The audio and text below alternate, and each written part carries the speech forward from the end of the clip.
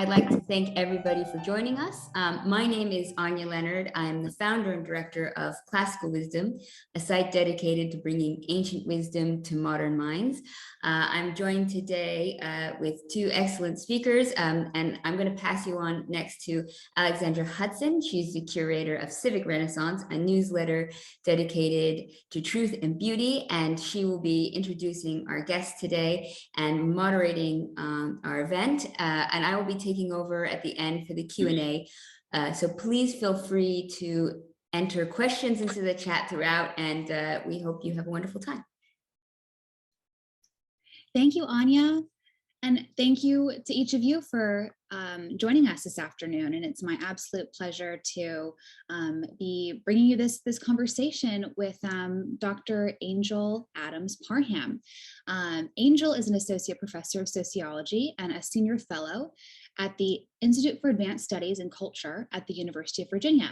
She works in the area of historical sociology, engaging in research and writing that examine the past in order to better understand how to live well in the present and envision wisely for the future. This research focus is rooted in her interest in reconnecting sociology to its classical roots so that sociology is understood to be a kind of public philosophy animated by questions such as, what is a good society and what kinds of social arrangements are most conducive to human flourishing? She's the author of American Roots, Radical Palimpsests and the Transformation of Race, published by Oxford University in 2017. And her book, American Roots, won several local and national awards. Angel is an active public-facing teacher and scholar, where she provides training for K-12 educators who are looking to better integrate Black writers and Black history into their teaching. A book related to this work is forthcoming from Classical Academic Press and is entitled The Black Intellectual Tradition and the Great Conversation. Her community work also extends to her role as co-founder and executive director of the Nasana Classical Community that Angel will more about near the end of our conversation, which is an educational nonprofit. Nasana provides curricula and programming designed to connect with students from diverse backgrounds, inviting them to partake in the great conversation, cultivate their moral imagination, and pursue truth, goodness, and beauty. So with that, welcome to Angel. And thank you again, Anya and Classical Wisdom, for partnering on this event. And thanks again to each of you for joining this conversation on the education of one of America's greatest leaders in our history. Dr. King's accomplishments cannot be overstated in our nation's past. And we're thrilled to get together and talk a little bit about what are the intellectual and educational experiences and influences and that formed him and helped make him the person he was, that had the moral courage to stand up to incredibly powerful forces in our country and stand up against injustice and for racial equality in this country. So with that, I'd like to open it up with a question. So Dr. Parham or Angel, what were some of Dr. King's most important intellectual influences? Just kind of give us paint a picture of what really inspired him and who did he really latch on to throughout his educational experience? Yes, well, first of all, thank you so much for inviting me here. It's such a pleasure to be with all of you to explore Dr. King and his many and almost incalculable contributions philosophically, intellectually, in terms of faith and civil rights. So he had many, many influences, and I think it's helpful to kind of back up and understand the nature of his education in a holistic way, to think in terms of who his influences were. So he had a kind of unusual entry into college. He went to Morehouse College, which of course is an all African-American male college, very prestigious. He was only 15 years old when he went to college, and he actually skipped his senior year of high school. So in college was when he first encountered the thought of Thoreau. And that really shaped so much for him going forward. So Thoreau I think also to put this into context, if we think about the Jim Crow South that King was growing up in, that helps us understand why he was so responsive to Thoreau. So Thoreau in On Civil Disobedience was protesting, this is a time in our nation's history after the Mexican-American War, where there was the entry of new territories. And the big question was, are those territories going to come in as slave or as free? And Thoreau, was very much against slavery. He was very much against being part of what he saw to be an evil system and having his taxes used in an evil system. And so that his willingness to really, go against the social tide and to say, I'm not going to play into this evil system. I am going to stay steadfast by what I believe to be right. And in this case, on the issue of slavery, very much resonated with King. So as he's coming from this situation in the Jim Crow South and going to school at a very young age at Morehouse, I think the thought of Thoreau really hit him. It really enlivened his thinking and his imagination. He was already very concerned about social justice, and that really set him on a path to think in terms of civil disobedience, right? So I would say Thoreau is a very kind of foundational thinker for him, and it just went out from there. But that was a very pivotal intellectual moment for him in college. And I could talk about, all sorts of other influences as well. So I don't know if you want to go then to his time at Crozer Theological Seminary. Yeah, please do. Tell us about that. Yes. And just really quickly, how did he start college at 15? That's remarkable. I didn't realize that. Was he homeschooled, or was he just advanced and skipped a grade, or how did that? He had skipped an earlier grade, and then he skipped senior year. And it's not clear to me how those decisions were made. Okay. It's talked about so Claiborne Carson has put together a wonderful edited biography of Martin Luther King, which draws on many primary documents. And so he talks about that, but he doesn't give a lot of detail. And so I'm not clear on how exactly that happened. But it also sounds like when he went off to college, at least in his own sense of his intellectual abilities, King was saying that he was reading around 8th or 9th grade level, he felt, when he went to college. And so he had, kind of a steep learning curve. And a really interesting piece of scholarship by Dr. Trudy Becker, who looks at his education, and she does this wonderful work where she looks at his transcripts, she looks at assignments that she can find, and so on, and all the information she can cull from each step of his education. And what she found was that in his time at Morehouse, the consensus seemed to be that his first couple of years, he was, all right as a student, but that he wasn't really engaged intellectually to the extent that he could have been. And that it was more in the second half of his college education that he really began to be mobilized. And so it was probably around this time that he was reading Thoreau and others that captured his attention and helping him to understand how is he going to make these connections between kind of abstract ideas and the injustices that he saw all around him.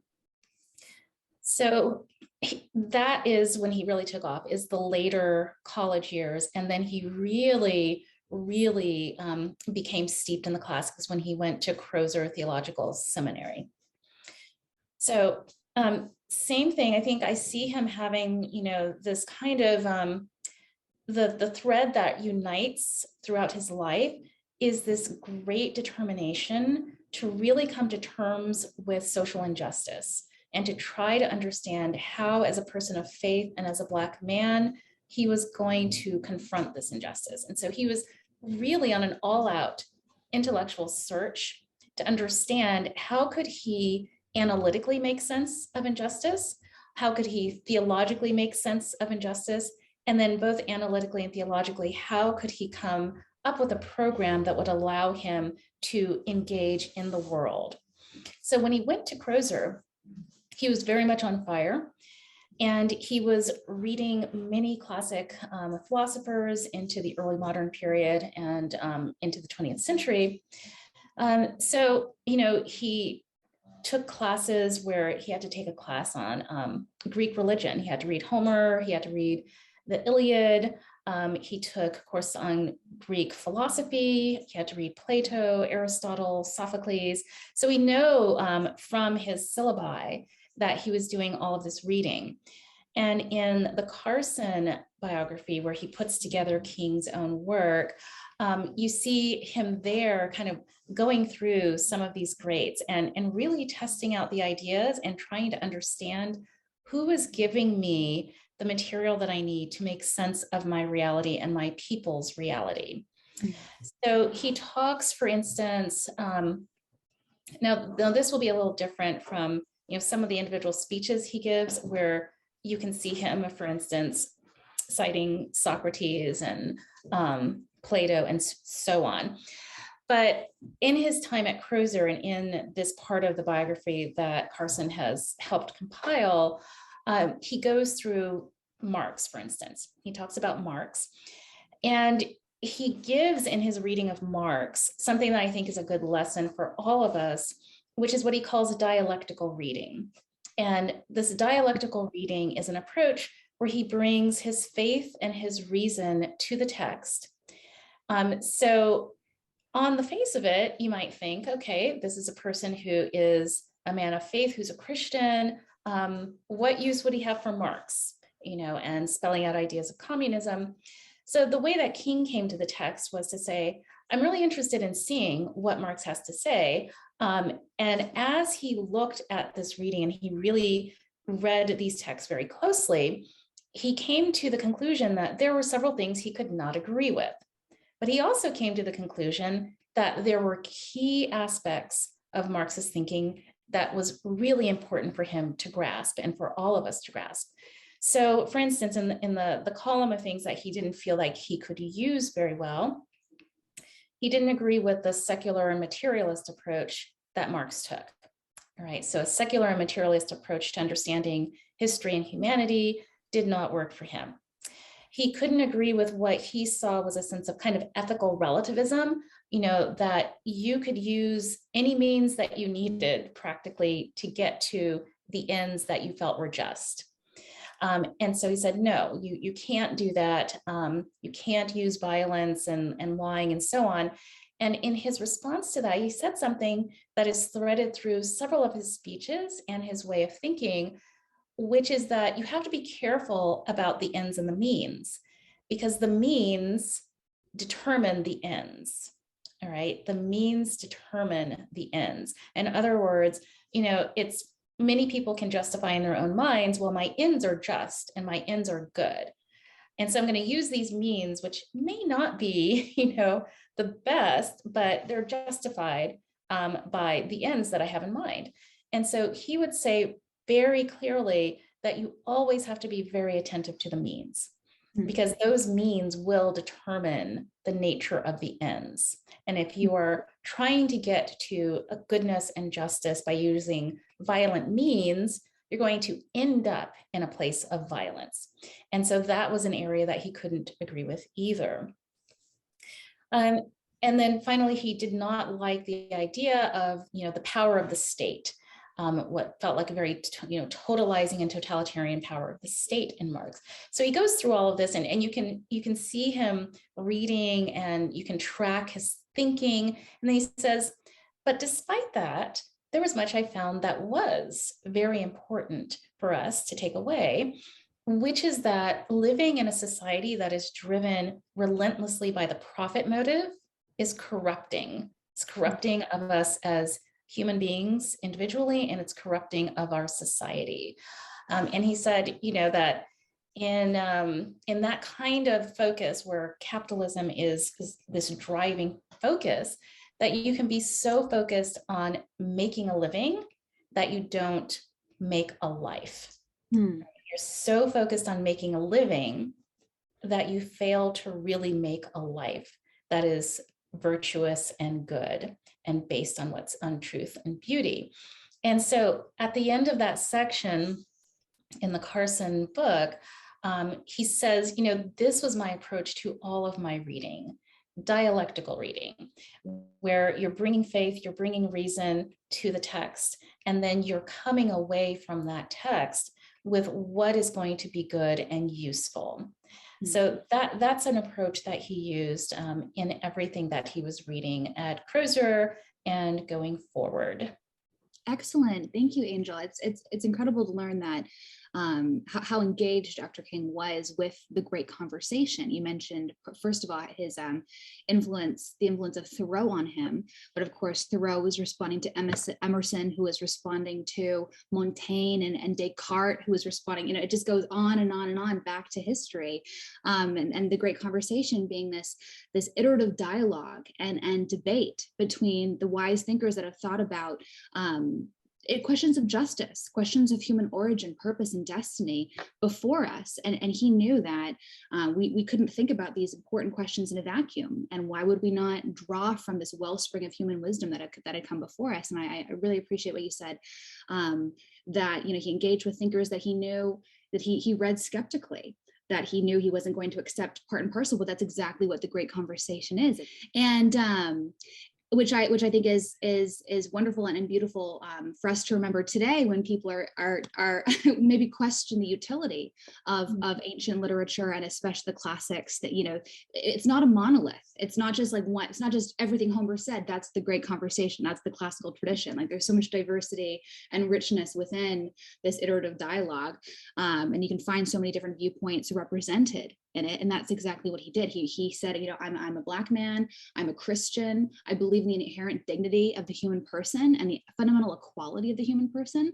And I'm going to draw from the aspects of this tradition that enhance that and help me articulate that and live that and encourage other people to live that out as well, which I think is wonderful and so beautiful. So thank you for sharing that. So what were some of the other, I just read this paper yesterday called A Philology of Liberation, Dr. King as a Reader of the Classics, by Thomas Strunk, a doctor, a PhD at Xavier University. And I really like, that's another phrase that I think is appropriate for how King read these classic texts. He read it with a hermeneutic of liberation, like of just human freedom. What is going to uplift the human personality and the dignity and celebrate the dignity of the person, and let's redeem that and keep that and revive it. And what's going to degrade human dignity and the human person, like, let's cast that to the dustbin of history.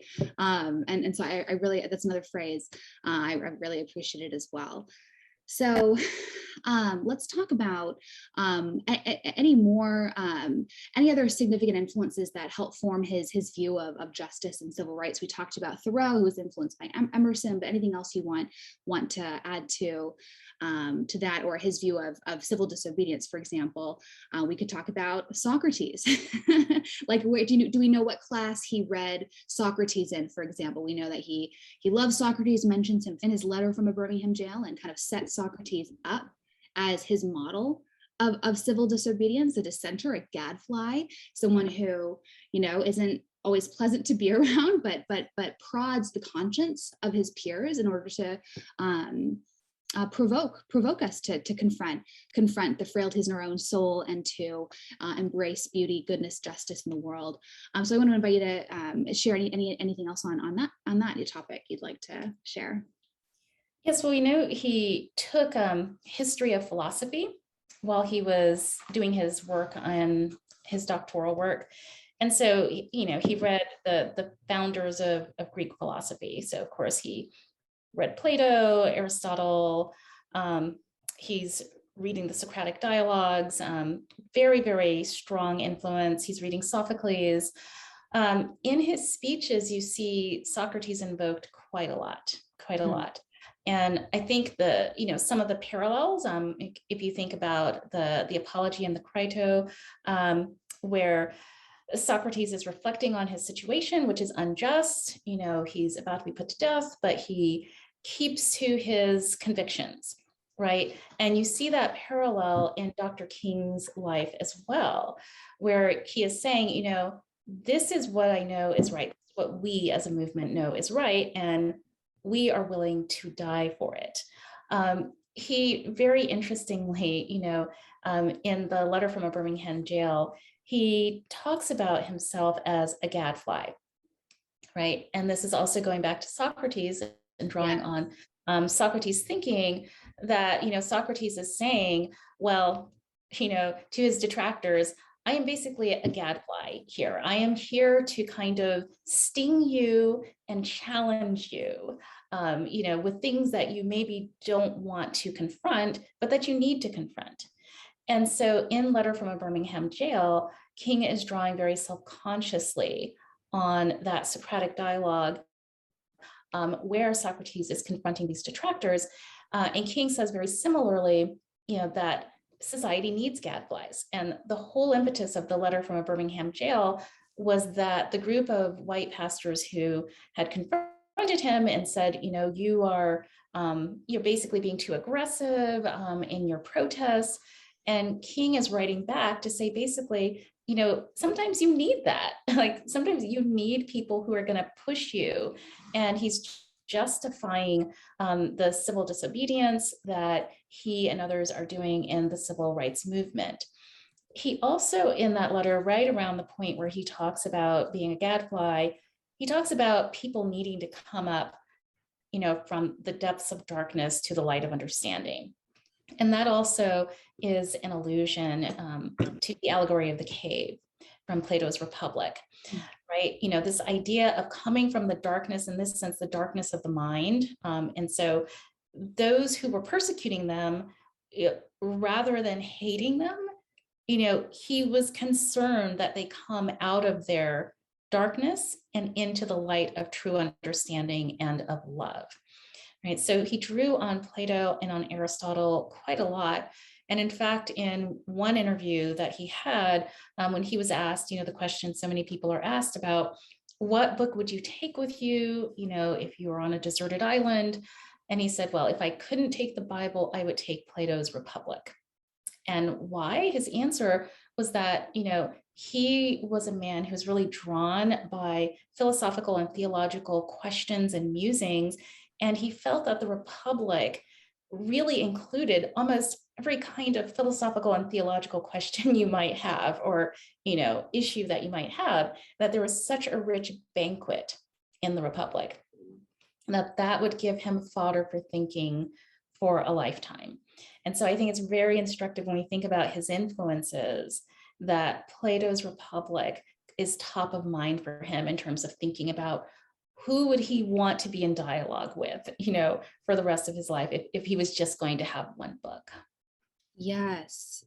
So I love what you said, that he knew that there was enough fodder to keep him thinking about these ideas for a lifetime. But as we know, King wasn't content with just thinking. He wasn't content with the Vita Contempla Vita alone. He cared deeply about the Vita Activa, the life of action. And that was part and parcel with this philosophy of education and social change, that education ought not happen in a vacuum, that exposure to these ideas and texts and thinkers and questions, that they should catalyze us to act and make our world better and live our lives better. And that he thought that was what the humanistic tradition, his faith, the great conversation, the classical tradition, that's what all of these things compelled him to do. Tell us more about that. Why do you think that is? Yeah, in fact, I wanted to share some from King's own writing on this particular issue, because I think that this section really gets at exactly what you're talking about. And this comes from his time when he was in seminary. So again, this was the time when he's really, really mobilized and he's really searching. I love reading it because I feel like I'm, directly in his mind, as he's reading these great texts and making sense of them.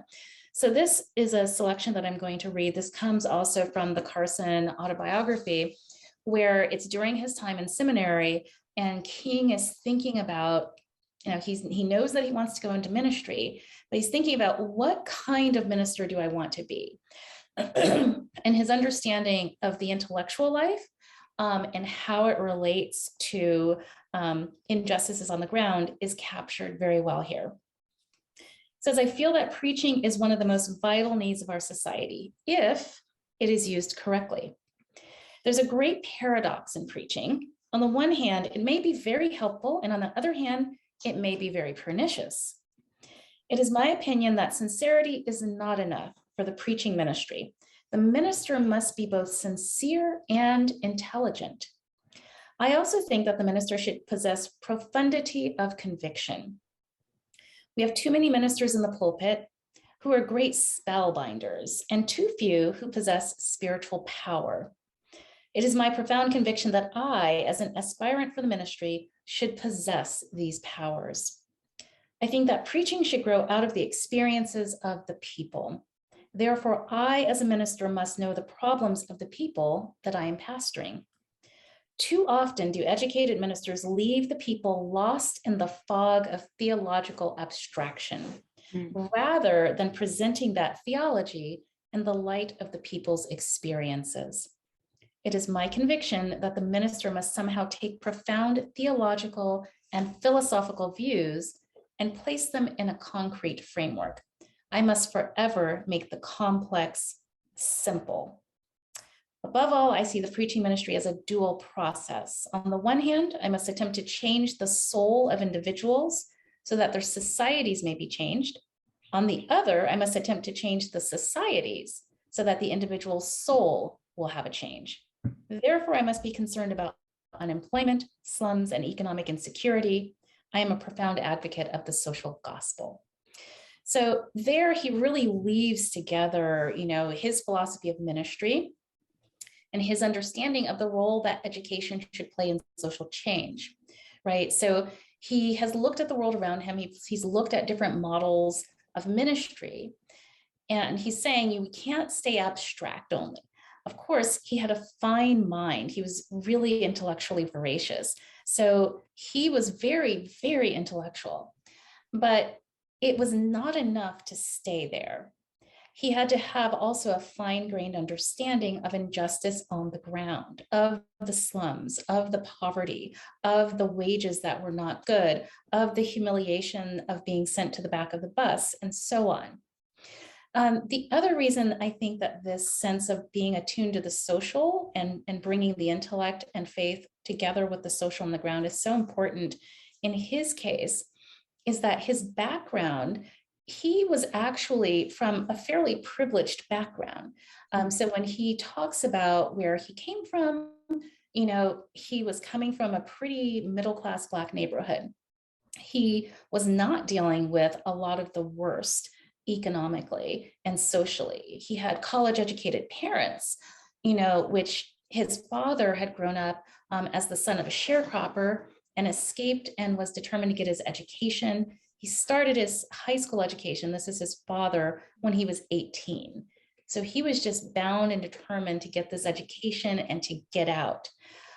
His mother came from a very privileged background where she was, just about everything was provided. She had a very high quality education. And so by the time MLK Jr. was born, he's born into this very strong, very well educated, very middle-class family. And his mother in particular always instilled in him, you are somebody. Even though this society will try to tell you that you're not, you are.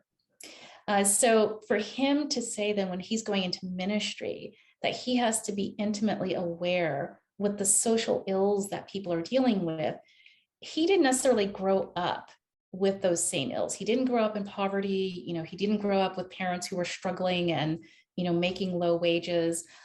So it's really significant. He could have just gone off and, been a professor and, never really thought anything else about all the other people. But and I think he would have loved the life of the mind because everything that we see in his education, he thrived there. Once he got his mind around to it in the second half of college, he really thrived there. And his professors liked him a lot. But you're very correct that he saw it as being so essential to bring all of that great learning, all of this great conversation, that it shouldn't just stay a conversation. It should also direct the course of our lives. Yes, thank you, Angel. We had a few questions in the chat about the exact citation you were reading from, so maybe I will get that from you after our conversation. And when I send out the recording to everyone that registered for this event, I'll send out that excerpt as well, because it is really powerful and I think emblematic of how King thought of the life of the mind and the life of action as well, like how we actually live our lives. And relatedly, you talked about how he was just intellectually omnivorous. He was well read and just drew from many different sources. And as I was reading and preparing for this conversation, I loved revisiting King's speech, "I've been to the mountaintop," that I also think really captures that as well. And so in this speech, King says, and if you don't mind, I'll just read a few of King's own words as well that kind of enhance what we're talking about. And again, how he just drew from this wellspring of human wisdom from the classics, but also beyond that as well. As you know, if I were standing at the beginning of time with the possibility of general and panoramic view of the whole of human history up until now, and the Almighty said to me, "Martin Luther King, what age would you like to live in?" I would take my mental flight by Egypt through, or rather across the Red Sea, through the wilderness and toward the promised land. And in spite of its magnificence, I wouldn't stop there. I would move on by Greece and take my mind to Mount Olympus. I would see Plato, Aristotle, Socrates, Euripides, and Aristophanes assembled around the Parthenon as they discussed the great and eternal issues of reality. But I wouldn't stop there. I would go on to the heyday of the Roman Empire, and I was the developments around there through various emperors and leaders, but I wouldn't stop there. I would go to the Renaissance, and then I would go to watch Martin Luther as he nailed his 99 Theses, and I'm paraphrasing now. I wouldn't stop there. He wants to continue and be there when Abraham Lincoln signs the Emancipation Proclamation. Like he cared deeply about the great conversation. Again, just like drawing from this wellspring of human wisdom of people that have been in dialogue and in contemplating the true, the good, and the beautiful across time and across place. And that I think is an inspiration for us today, where we might unduly cut ourselves off from these sources of wisdom by just either taking what other people say about them as the gospel truth instead of encountering them for ourselves, or just not having the will for whatever reason to pick up and read these books that have a lot to speak to us today.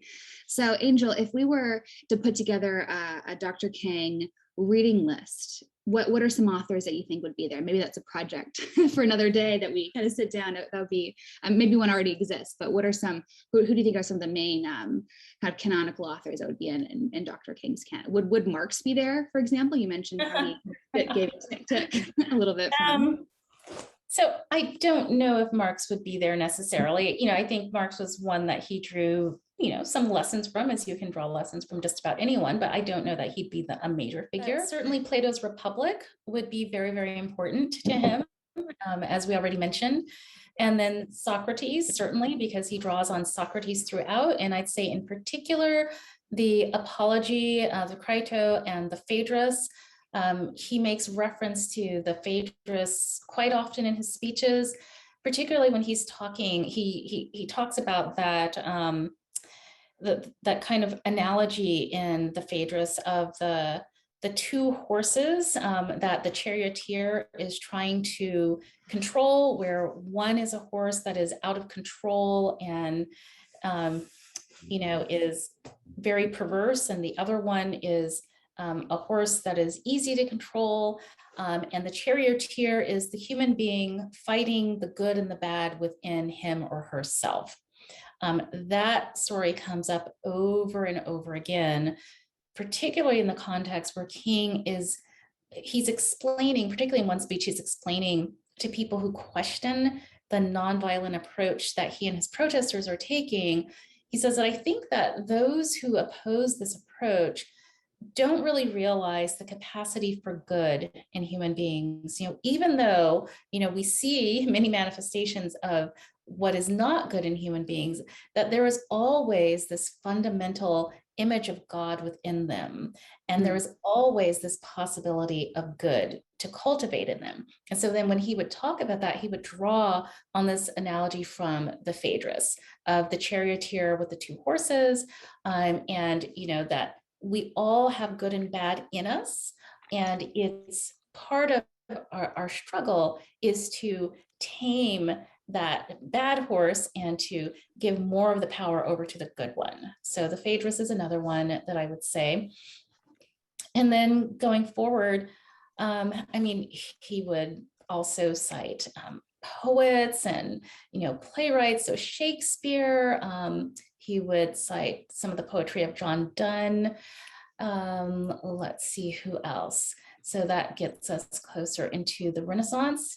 Then some of the others that he was reading and thinking about bring us more into the modern period, like some of those authors that he was reading in seminary and beyond. I mean, of course, in his syllabus, he had all kinds of classics, but I'm just thinking specific citations from some of his speeches. Sophocles, I forgot Sophocles, and especially the many parallels between his convictions and what you see in Antigone would be very, very big, right? So the idea that there is a higher law than man's law, which you see in Antigone quite a lot. So those are some of the ones, if we're focusing on the classics and going into the Renaissance and on the cusp of the early modern period. I think St. Augustine also is another one that comes up. So there are quite a lot of them. But if I had to pick some of the really foundational thinkers, I would really say Plato's Republic and then some of those Socratic dialogues. That's wonderful. I think it's really amazing and noteworthy that King did what many philosophers did before him, and theologians before him, which was take the very the ideas that were very compatible with his Christian faith and adopt them from classical antiquity. What Augustine did with Plato, for example, kind of baptized Plato and incorporated into his Christian faith. What Aquinas did with Aristotle and his concept of eudaimonia and human flourishing and virtue, and kind of baptized that and incorporated it into his Summa Theologica and his systematic theology of the world, and how King did that too. And he again, back to some of his famous orations or works of rhetoric, works generally, he mentions both those thinkers, Aquinas and Augustine, in letter from a Birmingham jail. So it is wonderful again to see kind of just tracing the intellectual lineage across history and to see how tapped in, how essential that was, that these thinkers were alive for him. They were kind of present with him. That's why they were able to come out so naturally when he's writing, when he's communicating his ideas of social justice. So before we turn to, go ahead, please. Yes. Sorry. No, I was just going to affirm what you were saying about him being in the tradition of Augustine and Aquinas, by looking at the ancient writers as Christians and saying, we don't need to throw out these writers just because they're not Christian, but what we do is we read very deeply. And again, we bring reason and faith to them. And we see how do we pull out the enduring good in those texts. And so that is very much the same tradition in which King is working. And I think it works against what we are seeing today all too often, which is a willingness to kind of be in various kinds of social and political silos and to only read and to expose ourselves to certain things that we agree with already. And I think that the way that King read with his dialectical reading and working in this tradition of many classical thinkers and philosophers, and as well as Christian thinkers and philosophers who have thought really carefully and have said, it's not about just having like one predetermined path for my mind to go on. It is about knowing who I am and what my convictions are. So being deeply rooted within a tradition. And I think that's really key, is part of the reason that I think sometimes people are so loath to expose themselves to other ideas and texts is because they're not firmly rooted in a tradition. And so when you're not firmly rooted in a tradition, it's very easy to be blown all around. And so then people latch on to something that they feel is going to give them stability. But then it can be in a very narrow way. Whereas when you're deeply rooted in a tradition like Dr. King was, then you can look at and consider all kinds of different texts and ideas, because they're always going to be vetted through that tradition. Wonderful. Thank you, Angel. So before we turn to Q&A, which we will do very soon, so everyone, if you have questions, feel free to drop them in the chat. We want to hear from you and invite you to be part of this conversation about Dr. King, his intellectual formation, his deep reading of the classics and ancient literature. So please drop your questions in the chat. But before we do that, Angel, I'd love to give you a chance to share a bit about your story, both your personal research about the Black experience in America, and also about your experience with classical education as well. I know you have lots of, you have a wonderful story on that front, and also the work that you're doing to offer classical education to low-income and minority students today. So I'd love to just give you a few minutes to talk about that, Angel. I'd love to hear from you. Sure. So in terms of my own story, I feel that so much of it really affirms what Dr. King was saying. So I came to the classics late in life, very late. My training is as a sociologist, which I started when I was 18 or 19 in college, and have been doing right up until the present day. And so I was able to get through college and graduate school without reading the classics, which I think is awful, and it's only been over the last 8 to 10 years that I have really been exposed to. I mean, of course, I knew that the classics were there, but exposed to in the sense of really deeply reading the text. So it's been relatively recent in my life, 8 to 10 years, that I've been doing that. And it has really transformed my thinking in almost every way imaginable. So from the education of my children who have been classically educated and are being classically educated, through my work in the community with Nyanza Classical Community, where we create curricula and do after-school programming that is meant to invite children who are, particularly those from disadvantaged communities, to learn about the classics. And we do it in a way that we weave together classic literature with aspects of their own background and culture that they can identify with. And so that's very, very much the way that King did and other Black intellectuals did as well, is they had this wonderful foundation of classics, but then they wove that together with the Black intellectual tradition. And so that's what we do in Nyanza Classical Community, working with children.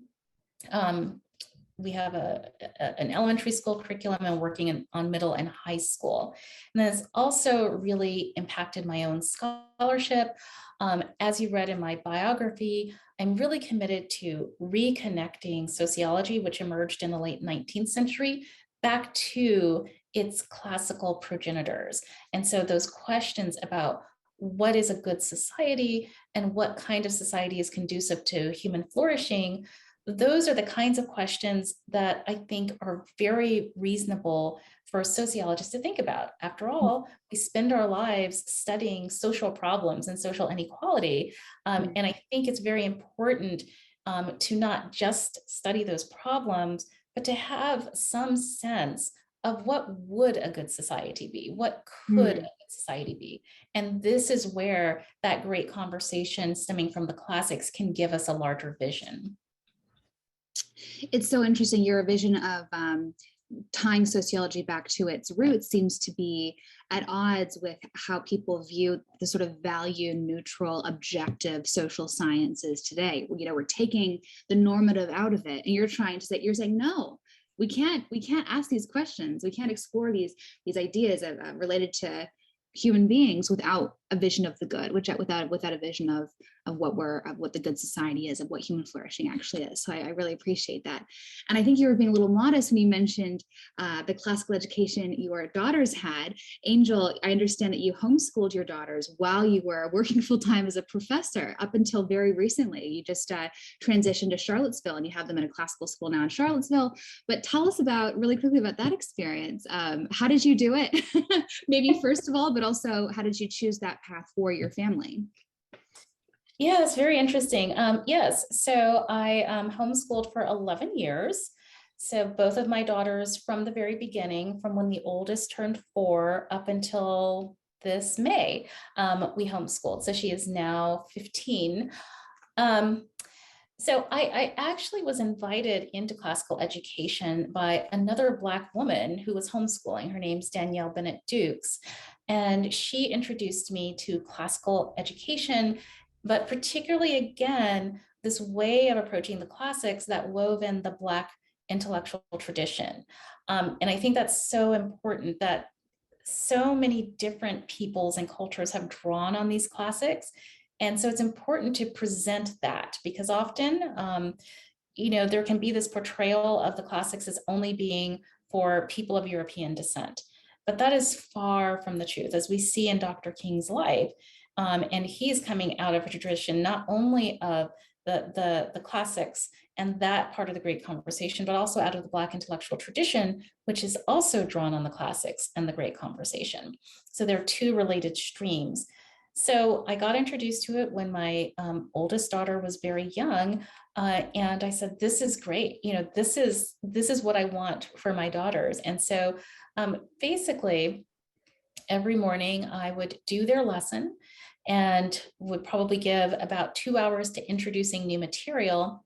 And then I would leave behind a list of assignments for them to work on to reinforce that material throughout the rest of the day. And then either my husband or somebody who came in to help with the girls would oversee those assignments. And that is basically how we did it for 11 years. And I'm very, very grateful to be able to do it. And then when we made the move here to Charlottesville, they are now in a wonderful classical school that is continuing that. And I am so very grateful. So they have already avoided my fate of not getting to the classics, until they were much older. I won't say how old, but so I'm just very grateful that I've been able to work with them on that kind of education. Thank you. And I just so everyone knows, Anya's about to add the link to the Nasana. Am I saying that right, Angel? Nice. It's a Nyansa Classical Community. Nyansa Classical Community in the chat. So if you want to learn about more about Angel's work and support it, volunteer, donate, that will be the place to do that. What's the origin of the name, really quickly, Angel? Sure. So Nyansa is an Akan word from West Africa that means wisdom. And it just goes into our weaving together of the different traditions of people of African descent with the classics. I'll turn it over to Anya to navigate our Q&A session, and we want to hear from you. I've loved hearing and kind of reading through all your questions and contributions. So eager to get to those now. Thanks, Anya. Thank you, Lexi, and thank you, Angel. It's very interesting you were saying before about the role of people around the world and throughout history who have enjoyed the classics. And, I'm here based in South America, and the most famous South American, well, at least Argentine author, Borges, is so hugely influenced by the classics that you can't understand his work unless you understand the classics. And I know right up near us in Brazil, there's a huge skeptics society, and I've talked to authors and professors who've flown out to China because there's so many people interested in Platoism there. So it is really, it's fascinating, especially if you travel internationally and live internationally, to see the influence of the classics everywhere, and that it's one of many interesting philosophical traditions that people find inspiring and can pick wisdom and interesting tidbits of it. But the other side of that is that, having had this wealth of knowledge and wisdom, people have also used it for nefarious means, unfortunately. And we all know many examples. I mean, even like Mussolini, doing archaeological sites to prop up his things. The Nazis were sort of obsessed with the myth of Atlantis, really bizarrely, and traveled to Tibet. I mean, it's a really weird story, but there's even darker stories. And so the first question I'd like to ask from one of our readers is, did Dr. King express discomfort with how classical texts and precedents from Greek and Roman history were often used to support regressive causes like imperialism and various forms of injustice, as well as progressive causes like justice, liberation, and equality? Yeah, that's an interesting question. I have to say I haven't come across that, at least not in writing. So it's quite possible that maybe he harbored some such concerns, but I just don't see the evidence for it in his writings. And particularly the Carson book, which I'll give you the full citation for, which does a wonderful job of bringing in his background in ways that you don't get from compilations of his speeches and other writings. I just don't see that. But I guess I think the other part of this is that the kind of public conversation that we're having today about the classics, and the very kind of critical and sometimes very negative conversation we're having about it today, has not been the common response to the classics, until the last few decades. And so I think when he was writing and studying, I don't think it was top of mind. Now, again, perhaps these were concerns that he had and he just didn't put them into writing, or we haven't found them in writing yet.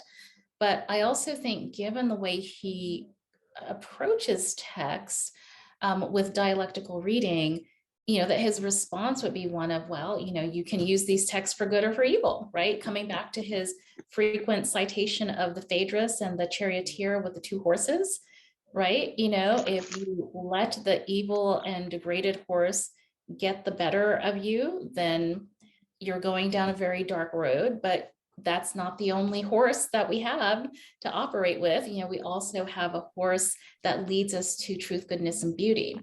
So my thinking is that, he would draw on the classics themselves to say, well, of course, we know that people have this capacity for good and for evil within themselves.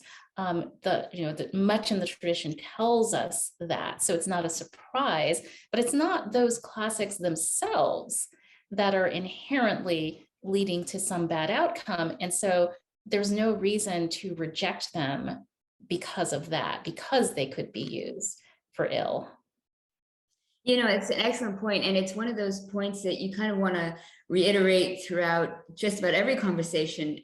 When you have something that is inanimate, like money can be used for charity, or funding gangs or something. I mean, it can be used for anything. Cars can be used for good or bad things, just about anything. So it's good to reiterate that it's up to the individual to take whatever tool and use it for a positive or virtuous mean rather than a negative one. And that in and of itself, that item doesn't necessarily have a negative meaning.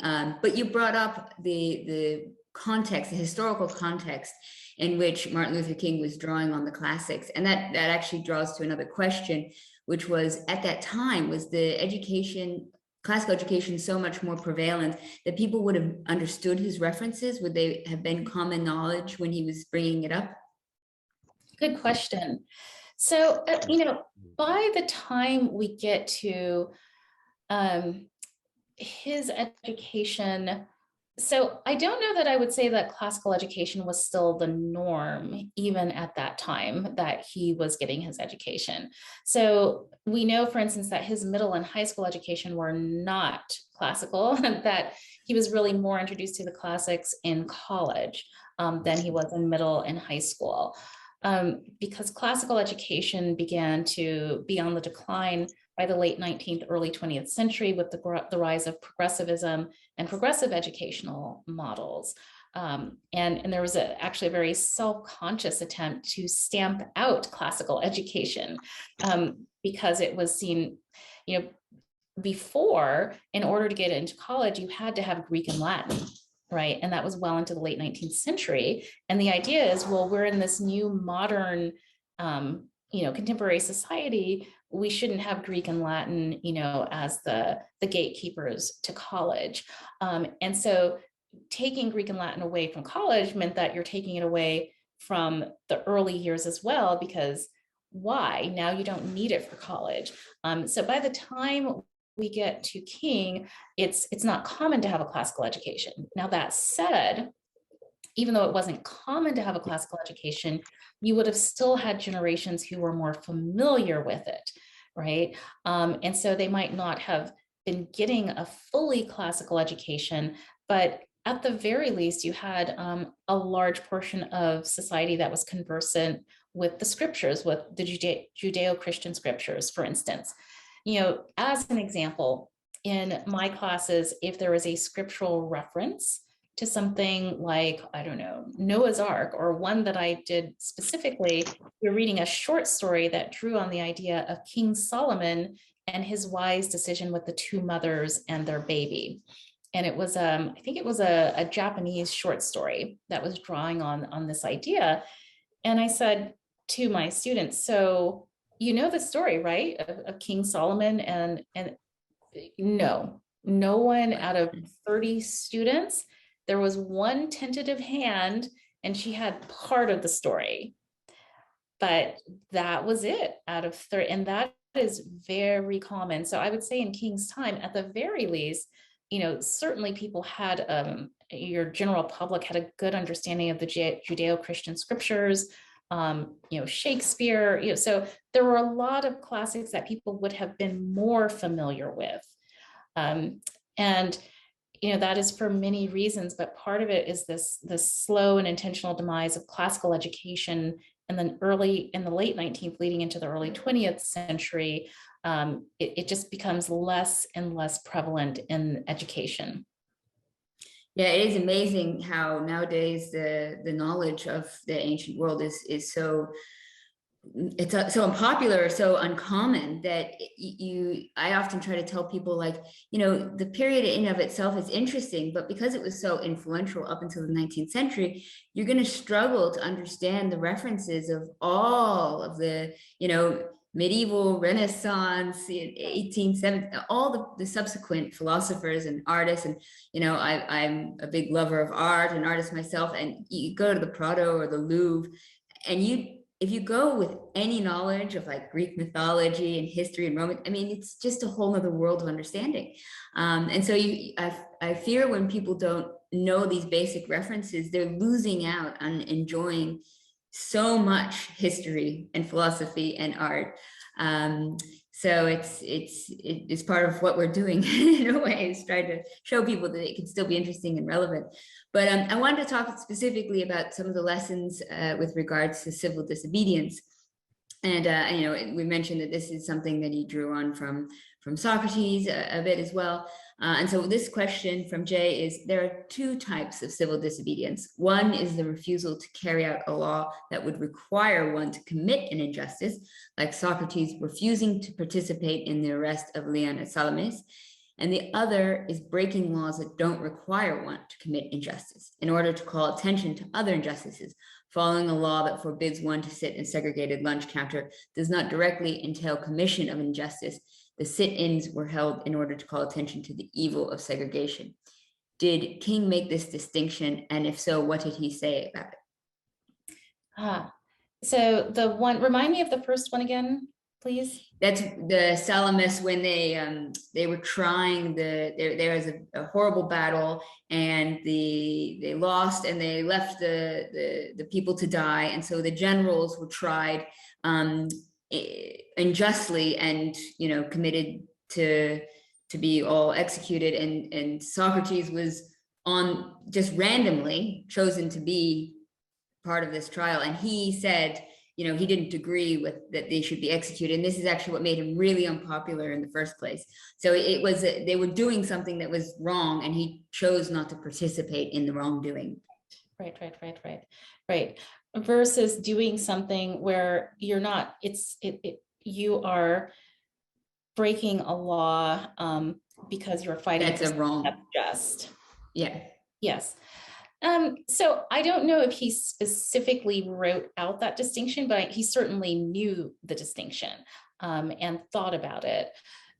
So as in his written reflections on Thoreau, for instance, he talks specifically about how much he admired the fact that he was unwilling to go along with something that was unjust, that he was unwilling to be comfortable with an unjust system and to be comfortable with evil. And he talks about this quite a bit in his writings. He says, that you should never become comfortable or complacent with injustice around you, that is problematic. And then he also talks about in letter from a Birmingham jail, the opposite, that in spite of what these white pastors were saying, he said, there are two kinds of laws, right? Like there are laws that are just and there are laws that are unjust. And so he said, you are accusing us of breaking the law, but you have to make the distinction between just and unjust laws. And, an unjust law is not really a law when it's contradicting, divine will, or, even thinking in terms of natural law, what is considered to be right and just is above man's law. So I would say, yes, he absolutely understood that distinction and worked according to that distinction. And he wrote about both of those aspects in different contexts. I just don't know if he necessarily sat down and said, well, there are two different kinds of civil disobedience. So I don't know if I could point you toward a specific text where he writes that, but I can point you toward where he talks about each of those and his perspective on them. That's really, that would be helpful, but it's very interesting to think about it, because when we think about civil disobedience, we just sort of have this, grander concept, but understanding the difference really is an important distinction to understanding why we should use civil disobedience at time and its importance. One more question. There's a couple of questions with regards to other influences, and specifically asking about the influence of Howard Thurman, as well as Gandhi and Dante. So there's three. Okay. Well, I think Gandhi is the most obvious one. So Gandhi was incredibly influential. In fact, he was so influential that when King was at seminary, surprisingly for me, when I was reading some of his background, he said, I came to a point where I just thought, maybe love is not the way. Maybe love is not the way. He said he just looked around and saw violence and injustice, and he thought, we need to have every tool in our toolbox to come against this. And he was starting to think that Jesus's teaching of turn the other cheek and of the importance of love, that maybe that was something that was best for between individuals. Like if you're dealing with an individual and you have an issue with them, that you should turn the other cheek and you should love them. And that's how you get through that situation. But maybe this wasn't really realistic at a societal level if you're working for societal transformation. And so as he's reading Christian writers, he's really starting to question, if these teachings can be used for societal change.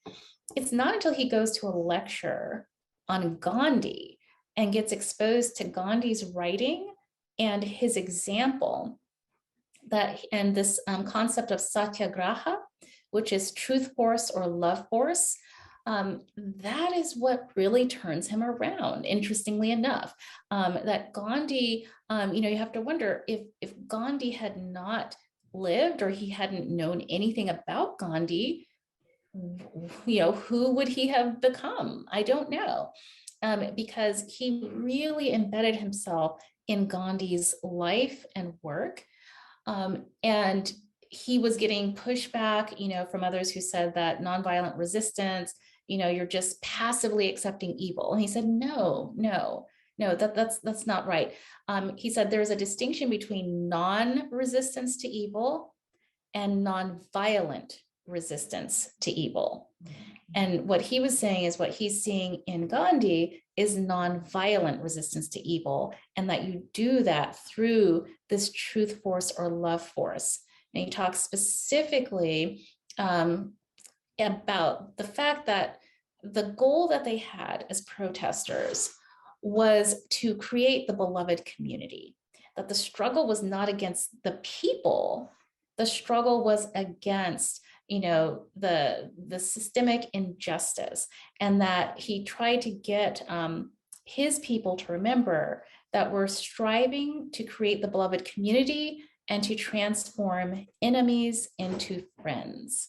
And so a lot of that he got from Gandhi, and his reading of Gandhi brought him back to the Christian tradition with new eyes. And so he was able to then do his studies in the Christian tradition with a renewed understanding because of that influence of Gandhi.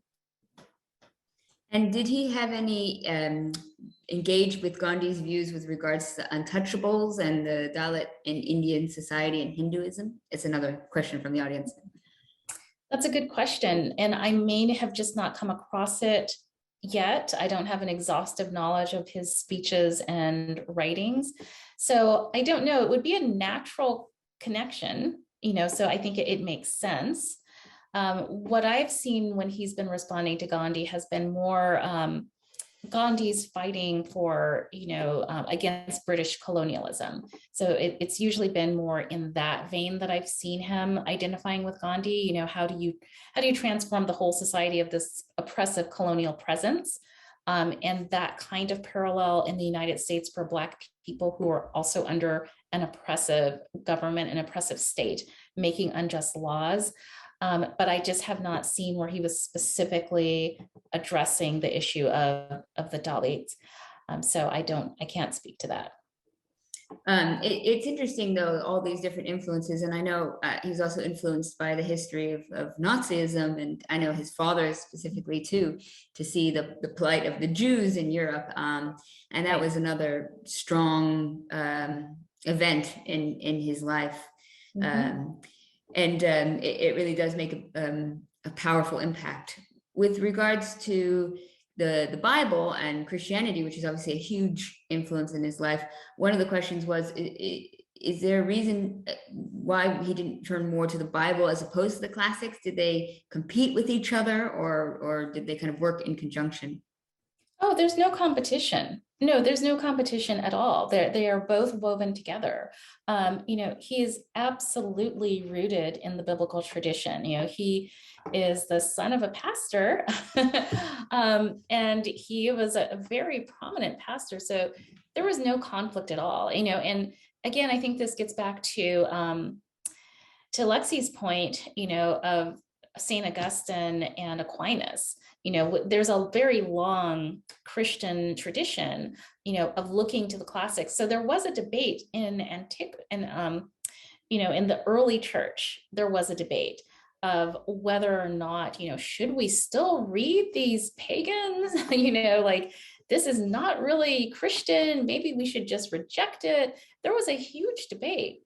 But Christian scholars said, well, it's like the one of the analogies that was used was the gold of the Egyptians. So that when the people of Israel were coming out, they were being oppressed by Egypt and they were coming out of Egypt, that there was still their access to the gold or the treasures of the Egyptians was something that they still were entitled to. Just because it was gold that belonged to the Egyptians didn't mean that they couldn't use it. And so that was an analogy that many Christian scholars use to say, if there are nuggets of gold in these philosophers, in these Greek philosophers, then by all means, of course, we should use it, right? And there's also a Christian understanding, not amongst all Christians, but amongst many, that God has planted goodness and truth in every culture, right? So it's not that everything in a culture is bad anywhere, just because it's not a Christian culture does not mean it is a bad culture that we can learn nothing from. And it's the same thing with the ancients, that of course there is much there to be mined, and there's a conflict, if you're trying to adapt everything from the Greek philosophers, you can't accept everything as a Christian minister. So there's a conflict in that sense, but there's not an absolute conflict. That is that there is much there to be mined, and there is much, there's everything in scripture that can be brought together. And so it's an idea of weaving together the tapestry of the best in that Greek thought with the Christian tradition.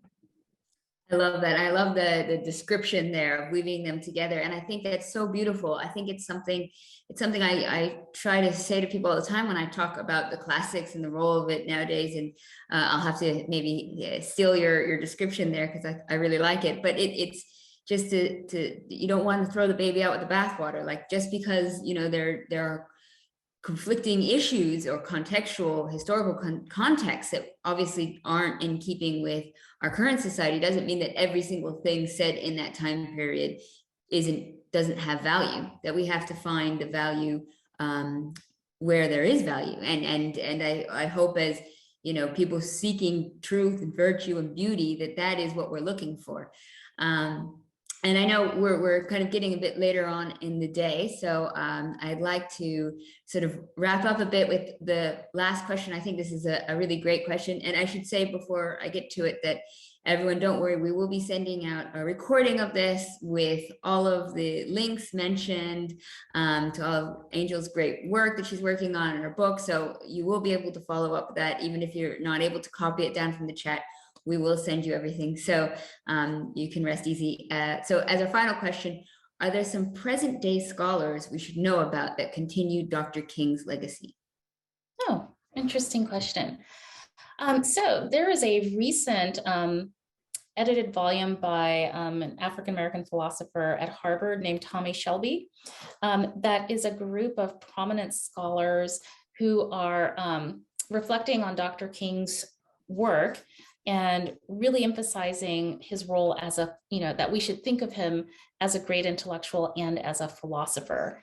And forgive me, I cannot remember the title of it, but the philosopher is Tommy Shelby, Shelby, and he's one of the editors of this new volume that is very much worth looking at, because you've got many different philosophers who are engaging Martin Luther King Jr.'s work. So that would be a really good place to look. But another person that I would note who I think is very helpful and who has many overlaps is Danielle Allen, who is trained both in politics and classics. And so she does work in political theory and the classics. And she has a book called Talking to Strangers, which is on our racial struggles since Brown v. Board of Education. And in that book, she has a wonderful way of applying Aristotle's concept of civic friendship to the racial fractures in our society. And I think of her as working within this tradition, more on the classic side than on the Christian side, but still very much within his tradition of literally in his language, transforming enemies into friends.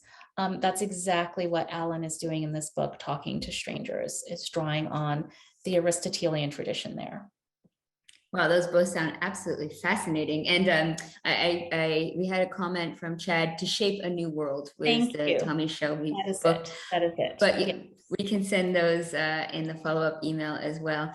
So I just want to say, I know everybody has been giving us a lot of their time on a Saturday, which is fantastic. And I hope everyone has enjoyed it thoroughly.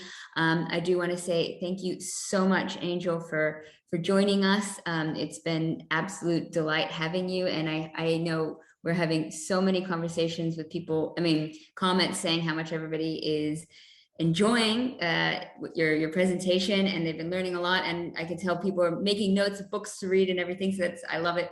And I want to hear more about how you've been teaching your kids as well. I'll be following up on some specifics for that personally.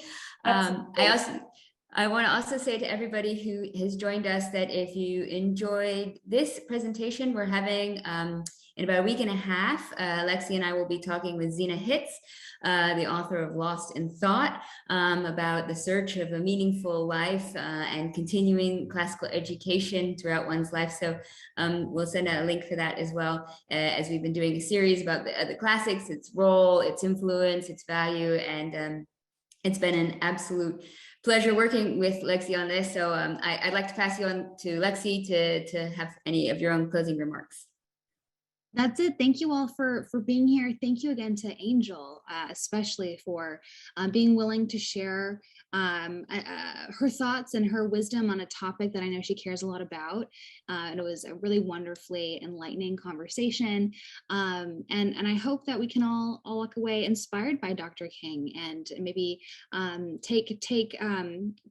take him at his word and try to apply the ideas of these wise thinkers of the past in our own lives. You know, read with an eye for that which uplifts the dignity of the human person and helps promote justice in our everyday. I think that's what we need. we ought not cut ourselves off from this wellspring of human wisdom prematurely, and we direly need more leaders with moral courage and strength like Dr. King. And so hopefully conversations like this can encourage people to return to these texts, these ideas, these thinkers that can help improve our lives, but also our world. I believe that to my core, and I hope that, I know that Angel and Anya do too. I hope that you do as well. And I hope that we can leave a little bit encouraged and inspired and edified by this dialogue. Thank you all for being here, for listening, and thanks for those listening to the recording. Thanks for enjoying this with us. And we'll keep you posted about future similar events again. Thank you again. Thanks to Angel and Anya, and to all of you once more. Thank you. Have a great weekend. Bye. Bye.